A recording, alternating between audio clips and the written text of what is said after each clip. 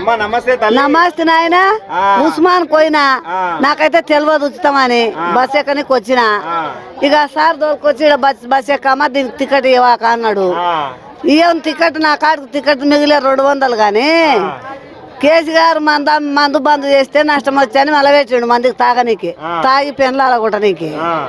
ఈయన బస్సులు బంద్ చేస్తే మళ్ళీ నష్టం వస్తుంది మళ్ళీ ఏం అమ్మాలి అని బంద్ పెట్టలే. బస్సు ఎక్కితే ఫ్రీ అన్నాడు. మీకు టికెట్ లేదు. టికెట్ ఉంటేనే కదా గవర్నమెంట్ కు సహకరించేది. మరి దుడ్లు అన్ని లేకపోయా ఉత్తగా తోలే. డీజిల్ ఎవడు వస్తాడు, పెట్రోల్ ఎవడు వస్తాడు, గాసాలు ఎవరు ఇస్తారు, ఇవన్నీ నష్టమే కదా సార్. భయం ఏంది ఇంతకీ? భయం ఇంకా ఉన్న దేశం అమ్ముకొని ఎవరికైనా నమ్మితే వాళ్ళకు చెప్పిన పని చేయాలి, చెప్పుల కాడ కూర్చోవాలి కదా ఉన్నోళ్ళు. నేను రేపు ఎల్లుండే పోతాను అదేం లేదు. ఉన్న పిల్లల భవిష్యత్తు అని నేను అనుకుంటుండా. నాకు చదువు ఇది రాదు ఆలోచనతోనే అంటుండ స్వామి తప్పని అనుకో మంచిది. అంటే బస్సులకు బడ్జెట్ కేటాయించిండు రేవంత్ రెడ్డి గారు. సంవత్సరానికి 3000 కోట్లైనా నేను కడతా, మహిళలంతా ఉచితంగా ప్రయాణం చేయాలని చెప్పిండు. ఏం చేయాలి? మొగోళ్ళకి టికెట్ తీసుకోవాలి, కష్టపడతలే. ఆడోళ్ళకి ఇస్తే మొగోళ్ళు ఏం చేయాలి? మొగోళ్ళకు వాళ్ళు పని చేస్తారు, వాళ్ళు పని చేస్తారు కాబట్టి వాళ్ళ దగ్గర డబ్బులు ఉన్నాయి కాబట్టి టికెట్ తీసుకోవాల్సిందే.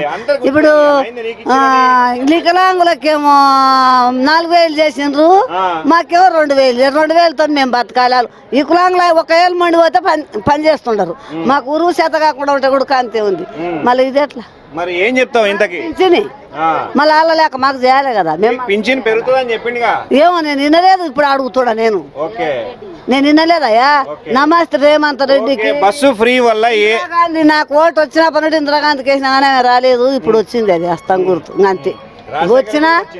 వచ్చినా రాకున్నా వేసిన నేను ఒక్క సీస కళ్ళు ఒక్క నా కొడుకు దాగలేదు. నేను భయపడను ఎవరికి, నా సొంతంగా వేసిన. ఏమన్నా చేయను ఇంకా నేను అంటుండా. ఇంతవరకు చేసింది అంటే వాళ్ళు పంపిన రూపాయలు పంపుతారు చేయమని. ఈడ ఉన్నోళ్ళం ఏం చేస్తాం? ఒక ఏటను కోసి పెడితే కాడ్యాలు ఒకటి తినే, గుండెకాయలు ఒకటి తినే, మెత్తది ఒకటి తినే, ఇంకలు ఒకటి తినే, ఉన్నోనికి సేరు పోయలేదు. ఏం చేస్తా? ఇల్లు లేదు ఉండనీకే నాకు, మరి ఏం చేస్తా అయ్యా? ఉన్నది చెప్తుండా.